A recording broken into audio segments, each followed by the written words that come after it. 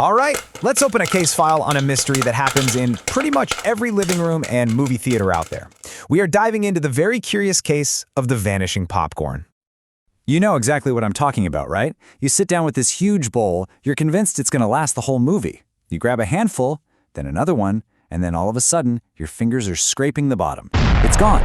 So why does that happen? Why is the bowl always empty? Let's figure it out.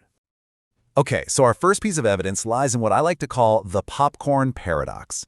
It's this snack that seems so light, so airy, but it has this unbelievable hold on us. And this right here is the heart of the paradox. We think of popcorn as this light, almost consequence-free snack. I mean, it's mostly air. Because of that, we can eat a ton of it without our brain ever really getting that, hey, I'm full signal. So we just keep going. But it's not just about how much we can eat. To really crack this case, we have to look at the evidence our own senses are giving us. Our investigation is now turning to the incredible symphony of sensation that popcorn creates. It all starts with this. That super satisfying, can't mistake it for anything else crunch. It's a sound and a feeling that just lights up our senses right away. And then, bam, the flavor hits. That sharp, savory punch of salt that our brains are basically hardwired to crave. And of course, it's all wrapped up in that rich, warm, comforting taste of butter. It creates a flavor profile that is, let's be honest, almost impossible to say no to. Now, this combination of crunch, salt, and butter, it isn't just delicious, it's actually chemical. It fires up the pleasure centers in our brain, releasing this neurotransmitter called dopamine. It's a literal reward system telling your brain, yes, that was good, do it again. And our bodies are totally in on it.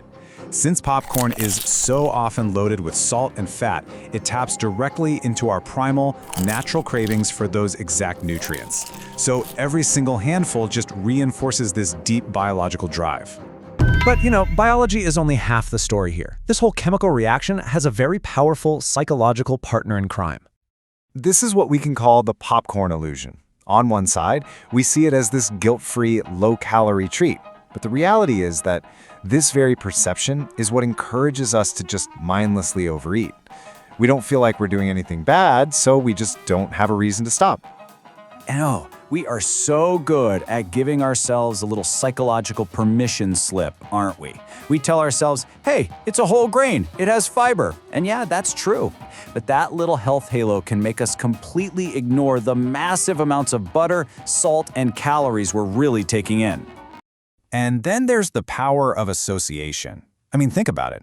When do you eat popcorn? It's almost always connected to fun, positive experiences. All those great feelings you get from a good movie or a day at an amusement park, they get transferred right onto the popcorn itself, which just makes it even more appealing. And beyond just those good memories, the act itself becomes a ritual. That simple, repetitive motion of reaching into a bowl, bringing it to your mouth, it can be incredibly comforting. It gives us a little sense of predictability, a bit of control, in a really simple, satisfying way. All right, so we've gathered all the clues, we looked at the biology, we've looked at the psychology, now it's time to close this case and see what this all really means. So here they are, our primary culprits. First up, the sensory assault. That perfect storm of texture and flavor that floods our brain with feel-good dopamine. Second, the powerful psychological cues, all those positive memories and comforting rituals. And third, the nutritional illusion, that little health halo that lets us keep eating without the guilt. And this is exactly why solving this mystery matters. Understanding these forces at play is the very first step toward eating a bit more mindfully.